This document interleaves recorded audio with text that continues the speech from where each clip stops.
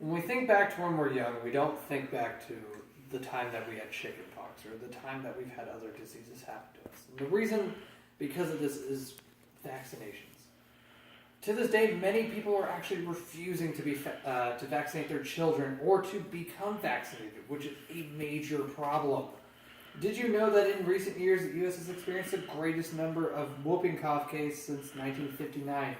It's becoming an epidemic, people refusing to be vaccinated. I'm here to talk to you about today that it should be a requirement. It should be a law. More parents need to realize that their child is not the only one that will get sick without vaccines. Vaccines have huge benefits. They prevent sickness for infants as well as elderly and people who cannot be vaccinated, such as people with cancer or people with AIDS. Those people's immune systems are destroyed and they are open to take diseases, which is a problem. So, preventing other people from getting ill prevents them from being ill. Now, moving on to my first point. My first point is about autism and vaccinations. Today, people are afraid, terrified even, about autism and vaccinations. That autism is a correlation with vaccines. That if you vaccinate your child, they will have autism.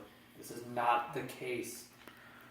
According to many doctors who have done the research, such as Melinda Wharton, people who say that autism becomes apparent after a vaccination are honestly not seeing it before then. A lot of parents put it as they're just being a kid, and after they get vaccinated and after they get older, they start to actually compare the autism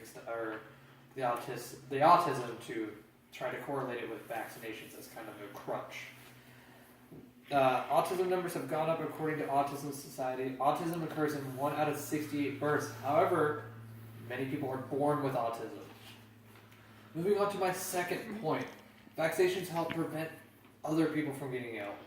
A lot of effects are people who can't get vaccinated, such as cancer patients and people with AIDS. Well, if everyone gets vaccinated and those people can't, it prevents the illness from getting to them.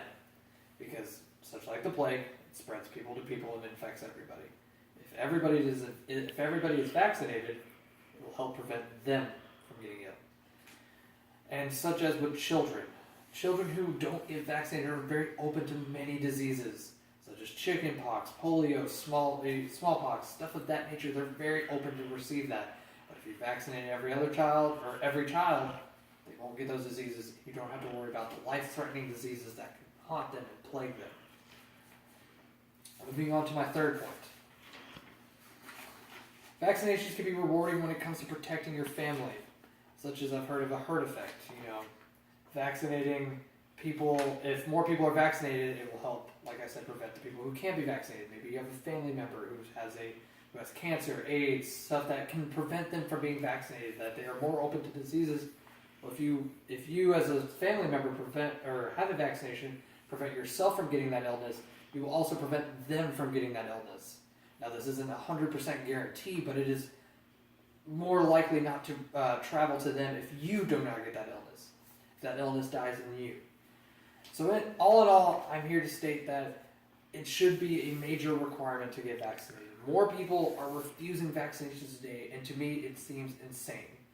More diseases are reappearing and killing people by the dozens because people are refusing to become vaccinated, to vaccinate their children because they're afraid, or maybe they're just resilient on religion, or anything. Vaccinations do not cause autism. This case has come up and it's gone up and gone away for many times. But the fact is, it doesn't. Vaccines help prevent life or death diseases. So, please, vaccinate your children. Thank you.